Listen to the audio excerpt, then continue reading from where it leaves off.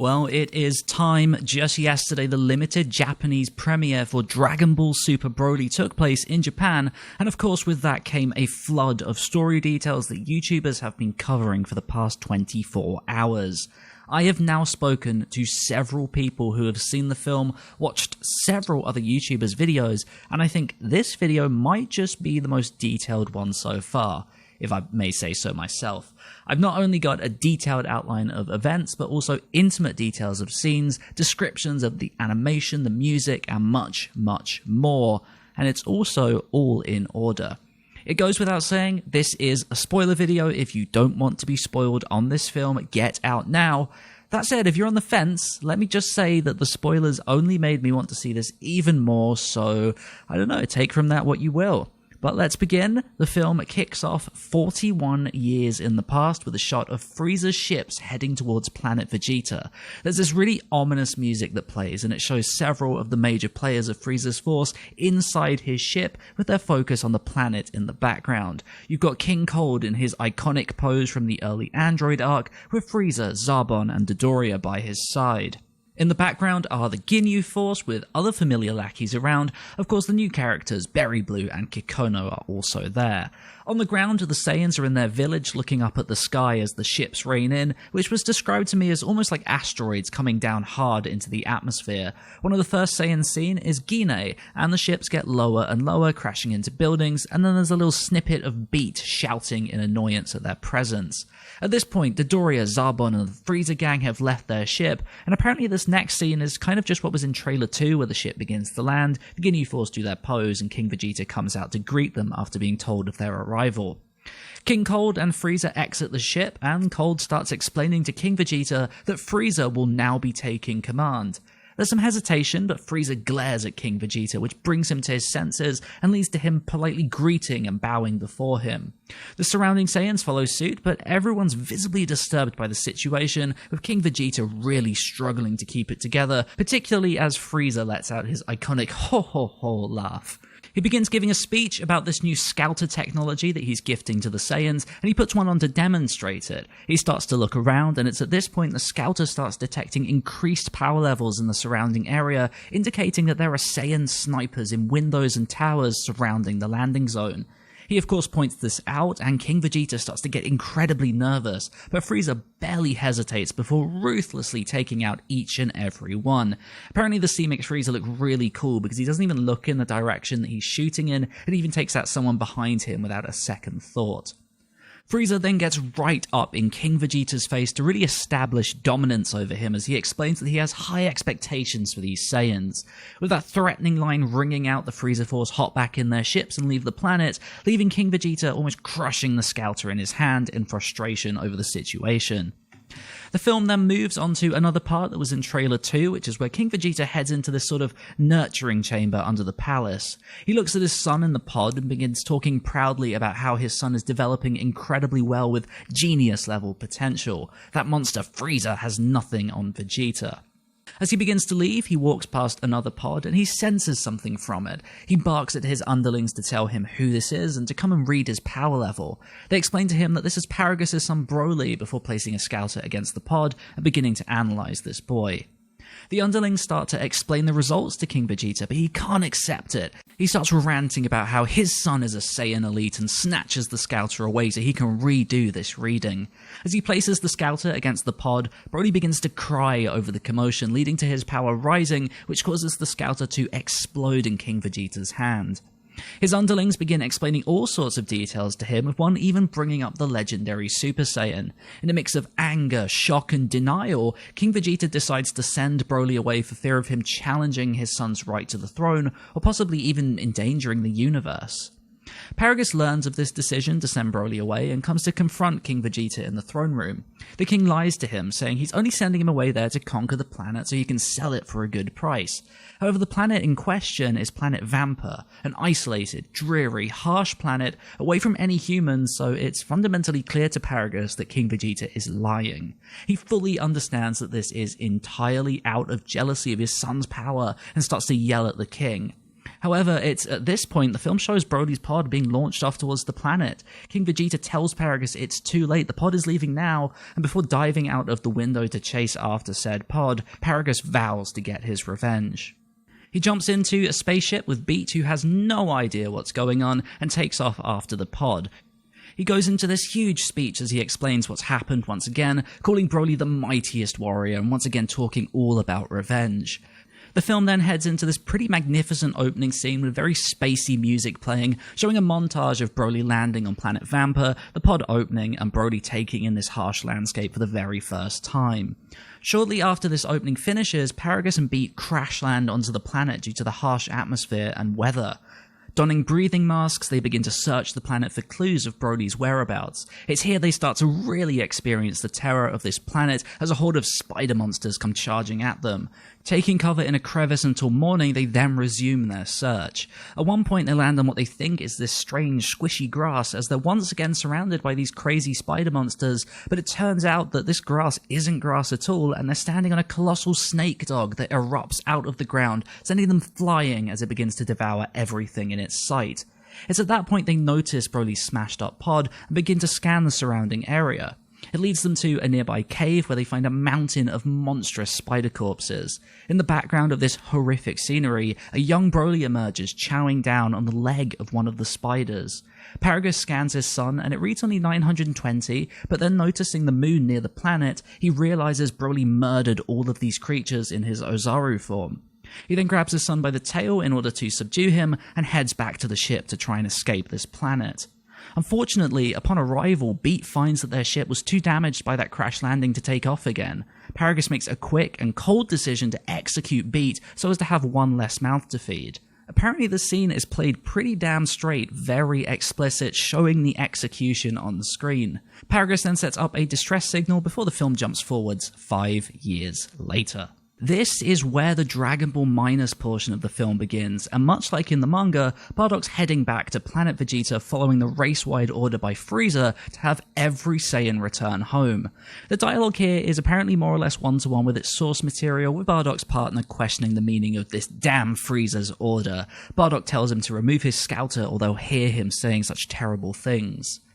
As they approach Planet Vegeta, they notice Frieza's ship looming over the planet. It's at this point the film diverges a little from the manga, with Bardock expanding much more on his suspicions about why Frieza gave this order. His partner says he's overthinking it, but Bardock's not convinced. As they land, things tie back into the manga pretty directly once again, with a fellow Saiyan telling Bardock that Frieza's been asking around about the legendary Super Saiyan. Bardock has a moment of realization about Frieza's plans, and it's at this point the film cuts away to Frieza's perspective to confirm these suspicions. Kikono begins to talk to Frieza about the Super Saiyan and Super Saiyan God legends, explaining that legend is the key word here, and they're probably not actually real. Frieza laughs, saying that he's aware, but he thinks the Saiyans are much too proud to be loyal, and that it's about time he wipes out them and their planet. Cutting back to Planet Vegeta, Bardock makes his way home, greeting Gine, and once again the film goes through the Dragon Ball Minus chapter pretty much one-to-one. Somewhat worried, Bardock asks where Raditz is, but Gine explains that he's off on some planet with Prince Vegeta. He then asks to see Kakarot in the incubation chamber, and as they both gather around it, Bardock explains that he has to send Kakarot away. Gine, obviously shocked, asks for an explanation, and Bardock goes into a lot more detail about his suspicions than in the manga, once again citing Frieza's interest in the old Saiyan legends. The conversation ends with Bardock saying he senses the presence of death in the air, and it's here that emotional music from Trailer 2 kicks in as the film begins to depict this dramatic farewell. Once again, there's a lot of expanded dialogue here, and they really dial up the emotional aspect by having Gine scream, "Hang in there," before breaking down crying as Goku soars off into space. Implying a passage of time, the emotional music then transitions into a more dramatic tone as Frieza ascends from his ship into space, forming a giant death ball and throwing it at the planet. Gine and the Saiyans look on in horror as it heads towards the surface, while Bardock and several other Saiyans float on the edge of space between the surface and the energy ball. Bardock desperately launches a ki blast into Frieza's attack, but it's entirely useless and he's swallowed up by the ball, reenacting the ever-so-famous death scene from the original Bardock special. Frieza's attack then engulfs the entire planet, and as it begins to destroy everything in its path, the power level reading on Frieza's scouter begins to tick down and down and down until it finally reaches 0.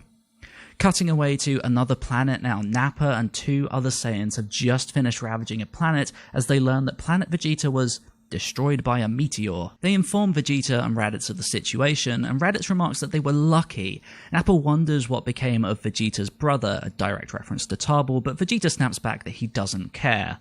On the subject of brothers, Nappa then asks Raditz about Kakarot, but much in the same vein as Vegeta, he says he was a weakling and doesn't really care, though he does note that Gine messaged him about having sent Kakarot to Earth. It's at this point the film cuts to Goku's pod soaring through space, and as it enters the Earth's atmosphere, Chala Head Chala starts playing, and a ticker at the bottom of the screen counts up through the ages. A montage of Goku's life then plays, going through his early days up through to Goku versus Vegeta in the Saiyan arc, and it then seamlessly transitions into the present day as Goku and Vegeta spar on top of this ocean. A fun little detail here is that Vegeta's in his Buu arc outfit. The fight here is supposed to be pretty spectacular, but as this is happening, Bulma, Bra, Beerus, and Whis are at the coast at a resort enjoying food and drink. Their training session only ends when Beerus, who's trying to relax on a sunbed, is so annoyed by the noise that he screams at them to cut it out. With the training over, Goku starts chowing down on as much food as possible, while Whis asks him why he continues to get stronger and stronger, despite already being pretty damn incredible. He asks, "Don't tell me you're aiming for a god of destruction." Goku says, "No way, I don't want to be that kind of thing," to which Beerus responds, "Well, excuse me for being that kind of thing." After this little gag, Goku explains earnestly that the strength showcased in the Tournament of Power really motivated him. The film then shows quick flashes of the contestants he's referring to, alongside some of their gods. That includes people like Ribrianne, Kefla, Iwan, Hellas, Jiren, Topo, Vermouth, and Dispo. He gets so fired up by everything that he actually turns Super Saiyan. Whis then follows up with Vegeta with the same question, and he replies that it's the threat of Frieza that keeps him going right now, particularly after noticing his significant improvements during the events of Resurrection F. There's a cool little cutaway of Frieza transforming into his golden form to really emphasize what he's referring to here. Goku, in his infinite wisdom, says that Frieza's not an issue since he helped them during the Tournament of Power, and this irritates Vegeta so much that he starts screaming at him, and the scene supposedly ends with him loudly screaming into the camera, "Goku, you're an idiot." At this point, Bulma's smartwatch begins to ring, and it turns out to be Trunks on the other end. He's back at Capsule Corp with Goten and the Pilaf gang, and he explains that the place has been ransacked, and the 6 Dragon Balls Bulma had gathered in hopes of wishing herself 5 years younger had been stolen, alongside a Dragon Radar. By analysing security camera footage, they realise it's Frieza's men who broke in and snatched everything up. Well aware that the last ball is in this icy continent, they begin discussing how best to approach things, but Beerus shows absolutely no interest in it whatsoever, so Bulma hands him Bra, hops in a spaceship and flies off with everyone else, leaving Beerus alone with the baby, less than amused. Up on Frieza's spaceship now, Kikono explains to Frieza that they have successfully recovered most of the Dragon Balls, with the infiltration squad currently using the radar to find the last one. Kikono presumes Frieza will wish for immortality, but Frieza explains that while in Hell, he came to understand that immortality wasn't particularly useful if you can't actually do anything, and instead he wishes to be 5 centimeters taller. This particular sequence is overlaid by a reanimated bit of Frieza in his little cocoon in Hell. Kikono is entirely taken back, and he says, "Wait, your second form is already tall, why not use that instead?" Frieza childishly responds that he wants his final form, or true form technically, to be the one that grows. Kikono is even more confused, asking, "Well, why only 5 centimeters then?" Frieza nonchalantly explains that anything more than 5 centimeters would just be way too drastic. With all that madness said and done, the film cuts to Chilai and Lemo flying through space. Turns out they were tasked to find very strong warriors to recruit for Frieza's army in exchange for a pretty hefty reward. They pass by planet Vampa, where their ships pick up the distress signal Paragus had set off all of those years ago. As they head towards the planet, a frail, shaky, malnourished-looking Paragus emerges from a cave, astonished that help has finally arrived. He charges directly at the pair, screaming, "Frieza's army?" before collapsing on the ground from exhaustion. He slowly gets up and explains his situation to the two, desperately begging them for help. As they scan his battle power, which reads 4,200, a giant spider emerges on top of their ship, hissing violently at them. Paragus screams, "Broly!" And as Sumitomo's score kicks in, a fully grown, wild-looking Broly instantly zips across the world, annihilating this beast in an instant. Chilai is absolutely astonished by the power level that keeps rising and rising and rising on her scouter. It is so high, in fact, that the scouter can't even read it, it just comes up blank. Astonished by what they've just witnessed, Chilai and Lemmo decide to take the two of them back to Frieza's ship. On the way there, Chilai and Broly begin to form a bit of a friendship. She offers him a snack bar, and unclear on what to do, he nearly eats the entire thing with the wrapper still on. Thankfully, she unwraps it for him, he sniffs it curiously, nibbling a little bit to check it's safe. Shocked by the amazing flavour, he devours the entire thing in an instant. Chilai laughs at his innocence, saying, "Delicious, right?" And Broly very shyly thanks her for the food in a manner that shows he's not used to interacting with people at all. Shortly after, Broly and Paragus are called to meet with Frieza. While Paragus addresses Frieza politely, Broly seems a little overwhelmed by his surroundings, looking around curiously at everything in the room and ignoring basic courtesies like bowing before Frieza. During the conversation, Paragus explains how he keeps Broly under control. He uses a device that controls the shock collar around Broly's neck. Upon seeing the remote brought out, Broly begins to pull at the collar, desperately trying to get it off, only relaxing when Paragus puts it away. Frieza begins to explain that while King Vegeta is gone, his son, Prince Vegeta, is very much alive and resides on Earth. Paragus, overcome by rage and a lust for revenge, agrees to aid Frieza for the sake of said vengeance. With a plan set in motion, they begin their journey to Earth. During this portion, Broly showers and puts on most of his new clothing. He enters the dining area with Paragus, where Chilai and Lemmo are hanging out. Chilai asks why isn't he wearing his armoured shirt, and Broly says it's too small. Chilai laughs and says it stretches, and then stretches out her own shirt around the chest in a little bit of fan service. She reaches and touches the green pelt around Broly's waist, curious as to what it is and why he's wearing it. Broly is visibly furious and yells at her to stop. As he's about to explain what it is, Paragus rudely interrupts and speaks for him. Chilai goes up against Paragus verbally, but before the conversation can go much further, a brutish Frieza soldier enters the cafeteria looking for trouble. He starts harassing Chilai, and as Lemmo stands up and asks him to stop, he shoves him to the ground. Seeing two people he had begun to grow close to attacked, Broly starts to lose it and gets up in the brute's face. The brute starts pummeling on Broly's chest over and over, but it has absolutely no effect. Broly picks him up and begins to crush him in his arms, but before he can go too far, Paragus pulls out the remote and activates the shock collar. In what is an extended and very painful looking moment apparently, Broly is engulfed in electricity, writhing in agony. Chilai in particular is shocked to her very core by this horrendous display of brutality. As Paragus shuts it off, both she and Lemmo rush to Broly's side to check he's okay. Chilai is absolutely furious and gets right up in Paragus's face, really giving him a piece of her mind about such a terrible device. She says Broly isn't a fighter, he's a pure-hearted being and is only being used as Paragus's tool for petty revenge. In the heat of the moment, she manages to sneakily pickpocket the remote away from Paragus. Diffusing the situation almost immediately, Berry Blue enters the room, explaining that Frieza would like to meet with Paragus immediately. As soon as he's gone, Chilai gives Broly the remote control, and he crushes it under his feet. Furthering this idea of friendship, the film moves into a scene of Broly, Chilai, and Lemmo hanging out. Broly's demolishing snack after snack, and Lemmo hands him water to help it go down. Showing how much of a tough life Broly has led, he has absolutely no idea what water is. They ask him to finish explaining what his pelt is about since Paragus isn't around right now to interrupt. He explains that the pelt he wears comes from his one and only friend on planet Vampa. On the planet, there are supposedly only two types of creatures, the spider monsters and these large, furry dog-looking snakes. As a kid, Broly would train by continuously dodging the attacks of one of these dog snakes, and by doing so, they slowly became friends. Unfortunately, one day his father attacked his friend, severing one of his ears, and after that, the creature never came back around anymore and stopped interacting with him altogether. As a form of remembrance, Broly began to wear it around his waist so that they'd always be together. Back on Earth, Frieza's infiltration squad have finally found the last ball on the icy continent.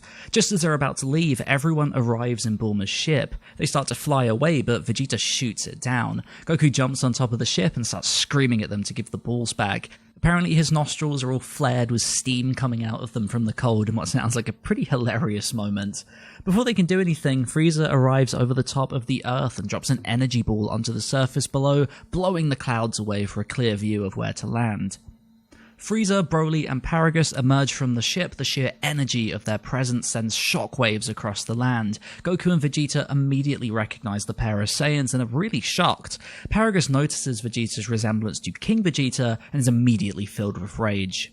Paragus and Frieza start to explain the reason that they're there, but Goku and Vegeta aren't particularly interested, instead demanding Frieza return the Dragon Balls. Tensions rise further and further, and Paragus finally sets Broly loose, and the fight begins. Broly dashes at Vegeta as seen in Trailer 1, and the pair soar across the landscape. Vegeta effortlessly dodges all of Broly's blows before pulling his coat off mid-battle and smashing Broly a couple of times. Broly appears to get stronger, and although still not actually affecting Vegeta in any way, he is at least managing to make contact with Vegeta's guard. Vegeta even acknowledges this, remarking that Broly appears to be learning and growing throughout the fight. Broly manages to land a blow on Vegeta, but they soon lock hands, and Vegeta's grip is so strong that Broly can't pull himself free despite struggling incredibly hard. Vegeta headbutts him and then punches him through a mountain. As Broly's recovering from the attack, Vegeta turns Super Saiyan and the sheer force of his aura explodes the environment. Both Broly and Paragus are shocked at what they're seeing. Paragus asks Frieza what on earth is that thing, and Frieza's really surprised that they don't know. He tells him it's a Super Saiyan, to which Paragus remarks, "You mean the legendary Super Saiyan?" With Vegeta transformed, the fight becomes spectacularly one-sided again, with Broly failing to even throw any punches initially. However, much like before, as his rage and frustration grows, so does his power, and eventually he grabs Vegeta by the face and pushes him through the mountains. Once again, I'm told this is something we saw in Trailer 1. Vegeta manages to escape Broly's grip and soars high into the sky. All of a sudden, he is engulfed in flames as the camera spins around him and he turns into a Super Saiyan god. Broly is absolutely stunned, and in spite of how hard he tries to hit Vegeta, he fails over and over. Vegeta doesn't even bother throwing punches for most of this point. It's only after a while that he finally throws a single punch, which sends Broly flying miles and miles through mountain upon mountain. Broly's rage starts to build and build now, and Paragus is alarmed by what he's seeing. He goes to use the remote to bring Broly under control, but of course finds that it's missing. With nothing holding him back anymore, Broly explodes with power, transforming into the yellow-eyed rage form that we've seen a lot in the marketing material so far. Goku and Vegeta are pretty shocked by what they're seeing. The environment's just being torn to shreds by Broly's power, and that culminates with one huge mouth beam from Broly that cuts through the mountains and erupts into the sky. Vegeta, still in his god form, flies at the newly transformed Broly and punches him in the face. In spite of the blows he's landing, it doesn't make any difference. Frieza is likewise shocked by this form, and he asks Paragus what exactly is it. He explains that it's the power of the Ozaru harnessed in human form, but it's really hard to keep under control. Back on the battlefield, Broly surprises Vegeta with a punch that forces him back onto the ground. Vegeta's relatively unfazed, but before he can continue on, Goku shouts at Broly, "I think it's about time you fought me." Supposedly the music gets kind of weird here, playing a sort of hip-hop beat as Goku starts warming up. Over the top of it, a sort of wrestling announcer voice starts shouting out the names of characters like Kakarot, Broly, and as the pair begin fighting, the announcer starts saying the names of attacks too. I'm not entirely sure where any of these things take place throughout the film, but I was told it happens a lot, and he says things like, "Go Broly, go, go," and the majority of the audience thought it was really, really strange. As far as this part of the fight goes, Goku is in base form, so this fight doesn't go particularly well for him, and he's sent flying throughout the sky, through mountains, into the ground, and just about everything you can think of, supposedly. In response to this, Goku goes Super Saiyan, but much like Vegeta, it's not even remotely enough, and Broly begins to overwhelm him entirely. Once again, following the pattern, Goku then transforms into Super Saiyan God. Broly rushes at him, but Goku does this strange move that's reminiscent of the Force from Star Wars, in that he kind of holds up ki-infused hands, and that totally stops Broly from moving. As this happens, he once again reiterates to Broly that he doesn't think he's a bad person, he's just being led astray by other influences. In spite of his efforts to calm Broly down, it's entirely in vain, and he breaks free of Goku's hold, engulfing Goku in his own green aura to paralyze him. He lands one hell of a blow on Goku, but Goku manages to grab his arm and throw him over his shoulder into the ground. Absolutely furious, Broly once again explodes with rage and grabs Goku, throwing him back and forth into the ground like Kale did in episode 100 of Super, or like Hulk did to Loki in the Avengers. During this brutal beatdown, Frieza instructs his men to take the Dragon Balls and get far away from the battlefield. The beatdown continues and Goku's almost passing out from the sheer intensity of it all. It totally culminates with Broly throwing Goku across the ice where he lands with only a tiny bit of consciousness left. The film cuts to Piccolo out in the mountains, who's been sensing the battle so far. Realizing Goku's predicament, he reaches out to him telepathically, which brings Goku back from the edge. He tells him not to give up, and in spite of Goku saying he's in real trouble, Piccolo says his own powers just aren't enough to be of any use at this point. Goku manages to pull himself to his feet, and in what's been described as one of the most astounding transformations, he turns Super Saiyan Blue. They rush at each other and the fight becomes a lot more evenly matched. They soar around the battlefield, even thrashing through the ice into a lava-filled cavern. The whole back and forth thing culminates in Broly conjuring a colossal green key ball as seen in the trailer, which smashes into the landscape, eradicating all of the ice and leaving nothing but rock and lava. Miraculously, Goku is unhurt by that attack, and the two head back to fighting on relatively even terms, though this time Goku clearly holds a bit of an advantage. Noticing this, Frieza recalls the events on Namek that led to Goku's Super Saiyan transformation. Krillin's death and the transformation itself are reanimated here in a short flashback. Frieza then unceremoniously dispatches Paragus with a quick death beam before calling out to Broly and blaming Paragus' death on their battle. Seeing his father's corpse, Broly struggles to process what's happening, shaking around and screaming. His aura explodes, creating a crater, and the scene from Trailer 1 plays out, where Broly walks out of it with glowing eyes. He soars high into the sky, screaming, and sends blasts out all over the battlefield. To avoid this, Goku flies straight up into the sky to get above the blasts, and Vegeta joins him in the battle too. Transforming into blue to match Goku, the pair charge at Broly together before launching a simultaneous Kamehameha and Gallic gun. Broly forms key balls on the ends of his hands and uses them to punch through their beams, chasing them across the lava. Goku and Vegeta lead him right to Frieza, who's terrified in the face of this raging monster. Broly starts pummeling Frieza, and taking full advantage of this distraction, Goku grabs Vegeta and teleports them both away to where Piccolo is. It's here that Goku admits the only chance they have of beating him is with fusion. Since Potara isn't an option right now, Goku asks Vegeta to do the fusion dance with him. This section is supposedly a bit of a comedic break from all of the action on screen. Vegeta apparently mocks the fusion dance at first and refuses, but after Goku jokes that Bulma will die if he doesn't, he agrees and Goku and Piccolo show him how it's done.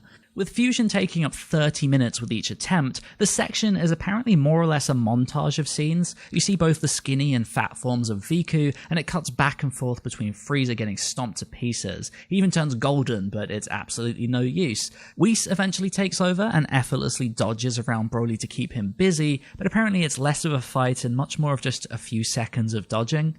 Finally, Goku and Vegeta nail the fusion dance and Gogeta is born, although this of course is treated like his first appearance, so he doesn't actually have a name at this point. Piccolo remarks on this and they say they can't use Vegeto since that's for Potara fusion, but they still need something cool, so they figure Gogeta is the next best thing.